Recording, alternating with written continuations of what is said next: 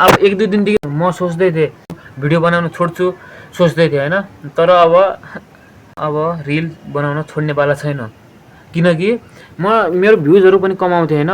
भ्युजहरू कमाउँथ्यो म भन्ने डिमोटिभेट हुन्थेँ कि अब भ्युज कमाउँदाखेरि यति मेहनत गरेर भिडियो बनाउँछु भ्युजै आउँदैन भनेर म डिमोटिभेट हुन्थेँ। अब मैले त 1-2 दिन सोची पनि हालेको थिएँ हैन। अब म भिडियो बनाउँदैन भनेर म 1-2 दिन भिडियो पनि अपलोड गरेन।